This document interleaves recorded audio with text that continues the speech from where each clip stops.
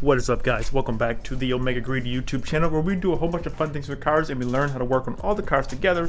My name is Jeffrey. We do videos on the 2005 lifted Jeep Grand Cherokee, 2017 Dodge Challenger RT, Hyundai Veloster N, and the 2001 Mazda Miata NB.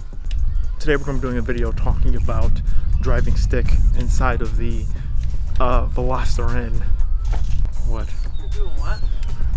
We're doing a video talking about the Veloster N driving stick compared to everything else. How easy it is to drive. I would say it's a good learner's car if you want to learn how to drive stick. But first things first, look at these dogs. Gares. Gare? Gare? He's not gonna look. Gare. Gare? Legion? Okay, never mind. Dog? Gare? Gare. Well, they're a little camera shy, but we're gonna jump right into things with the cars.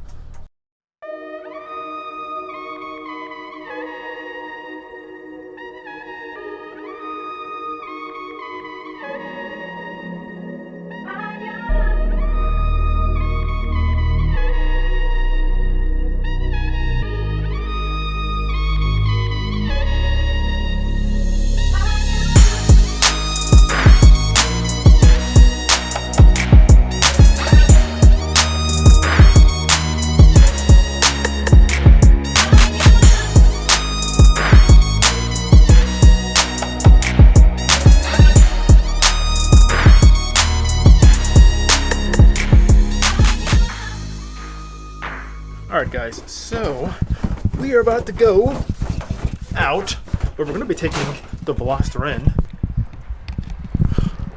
The only problem with having so many cars is that you have to move them all of the time.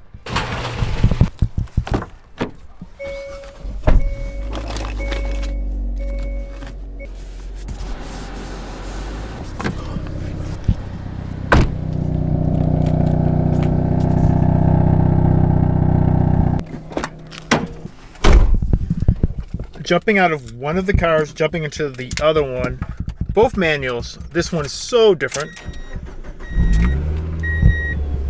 Look at how small this little baby pedal.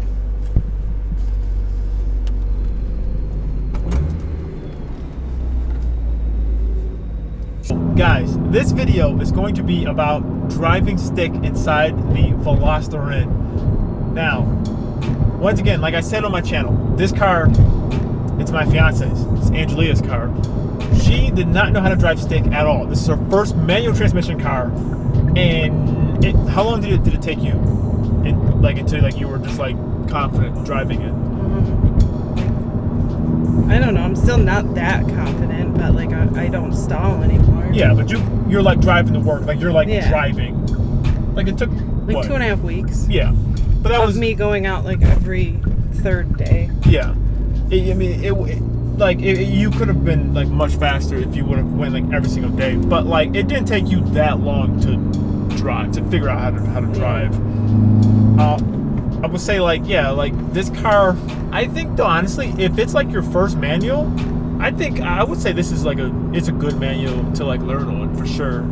I would say this is definitely easier than the Miata for sure, just because I know the Miata, which I talked about inside some of the other videos, that transmission, the actual shifter is so small that if you're not used to it, you can miss gear throws. So now, Bae, Yeah. This is what I want to know. Yes. So how do you think it was driving this car? This was your first manual transmission car. Tell me, what do you honestly think? It was really overwhelming at first, but I don't think it has anything to do with the car. It's just I didn't drive stick. Right. Because you've never... never, ever.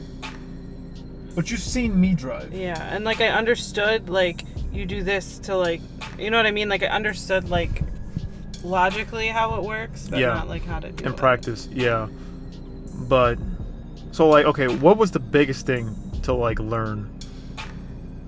Especially in this car, or just in general. This car, the exhaust is it's not, super loud, but it's louder than I was expecting, so I always felt when I was trying to start, I was Oh, like over revving like way too high. But I wasn't. It's just this car. It just Yeah. sounds like Yeah. If you guys don't know, so like if you just with this car, if you just put it in gear, if you let off the clutch, like as soon as you start giving it gas, you can hear it. So like yeah, if you start like actually start going, it sounds like you're like about to like just go. Yeah, so I think that was the biggest thing. So I was like, oh, okay, like I'm not revving the shit out of my engine. And Yeah, that's just how it is. that's just how it sounds. And I was like, oh, I get how much gas I'm supposed to give it to start. Yeah. Another thing though, I think though, like, yeah, like stopping and starting is always, well, at least for me, learning stopping and starting was always the hardest thing.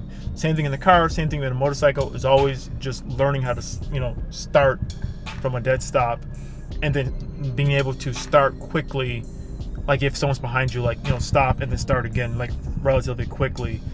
Yeah, because like you have to react fast, but at the same time like react slow. Like you have to be like, okay, I gotta go, but you still have to be super smooth. Yeah.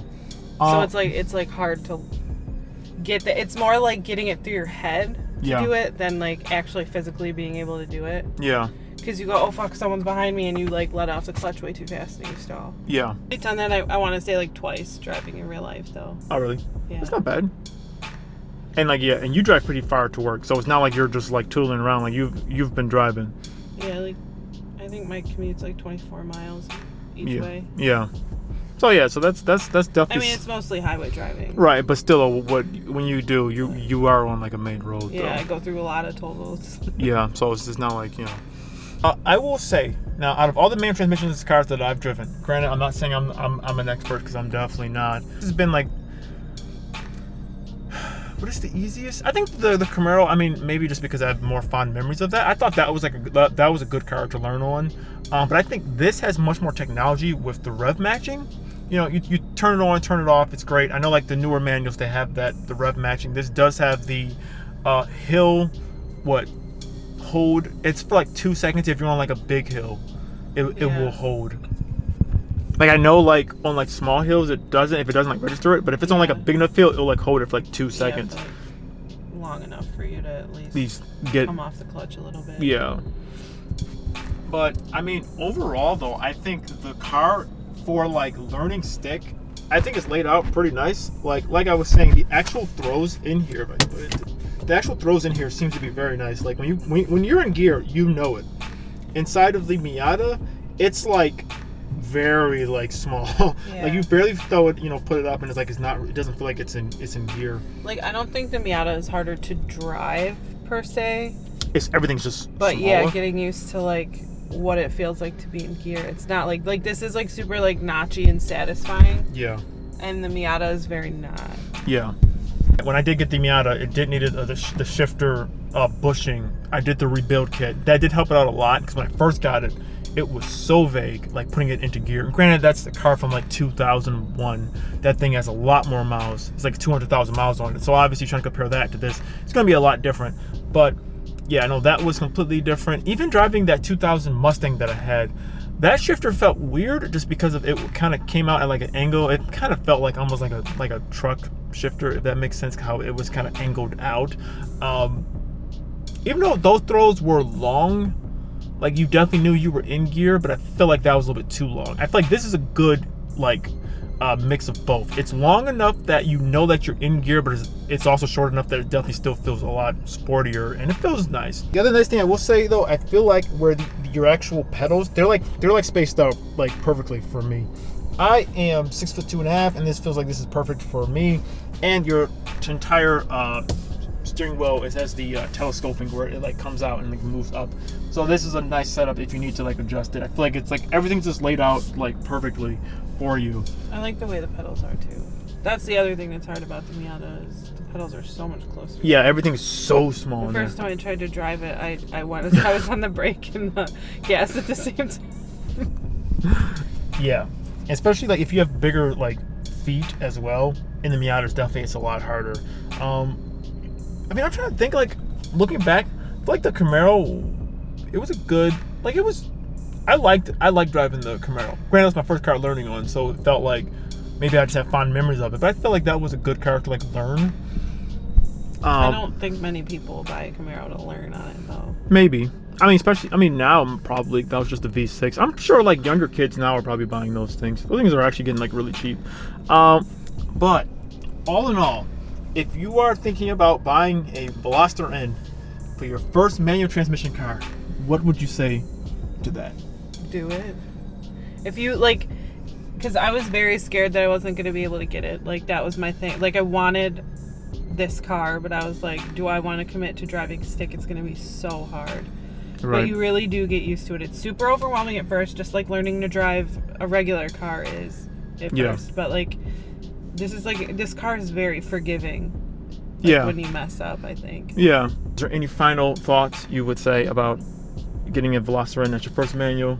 I really like it. I love this car. Yeah. I do too. It's fun. It's moderately fast. Like, it's cute. Yeah. It is though. I like driving it. Yeah.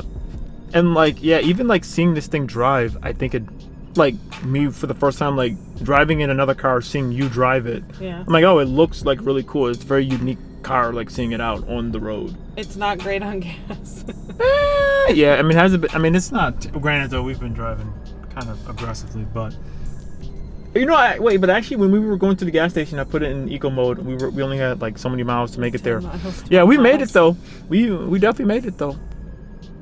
Is this car fun? Yeah. Do you think this car is, out of all the cars that you've had, is this the funnest? Yes. Oh my God, yeah. Right. Because what else have you had? Dog shit cars. I had a 2002 Toyota Corolla. Right. And I had a 2014 Jeep Compass.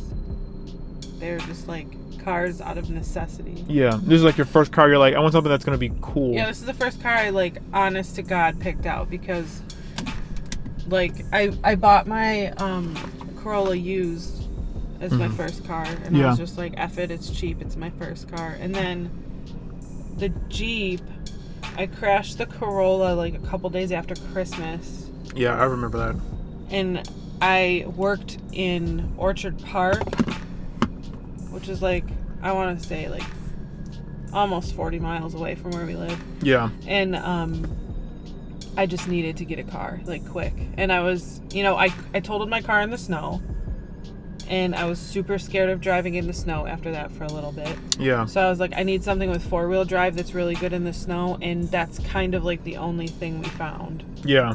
That I didn't absolutely hate, but I didn't, like, honest to God, pick it out. Right. But like this, I was like, I knew exactly what I wanted. And I was like, well, let's find it. Yeah. And we had, like, time to do it. Yeah, we did. We did it. We did actually take some time. And we, like, looked at everywhere around here. Yeah. Which I do have videos on the channel if you want to see of us going car shopping. I love this car. Yeah. I'm really just like 100% happy with this choice. So, I only have good things to say about this car. Other than where we bought it. Yeah, which... And, no, like, everything else about it is great.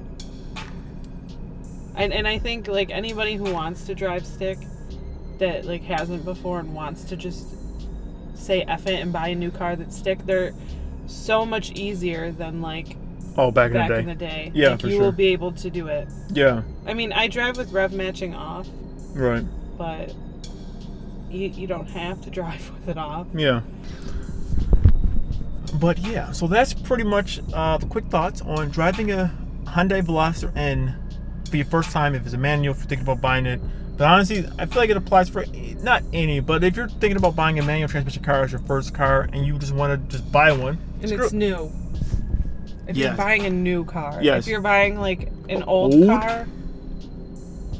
Well, again, like, we didn't get to test drive this. Yeah. Because COVID, so. Yeah, that's the whole reason why we. Make sure you test drive it. Yeah. And bring someone with you that knows how to drive stick so they can tell you if they think it's going to be easy or if it's like one of those weird random one-off, like, weirdly configured cars. Do you remember when I first got in the car and like what I said? I was like, oh yeah, you'll be able to drive it. Oh, really? Yeah, don't you remember? No, not really. Oh. I was really excited. Oh, yeah. But almost like immediately when I jumped in the car, because it was my first time driving it as well. As soon as I like backed it out, I was like, oh yeah, she'll be able to drive it. Because it felt like just buttery smooth. But yeah, so we're gonna end the video here. So thank you guys so much for watching this video. If you liked the video, give it a like. Follow me on Instagram, OmegaGreed, same name as the YouTube channel. Go to the website, geeksforcars.com, and subscribe for more. Like that, we're out of here. See you guys in the next one.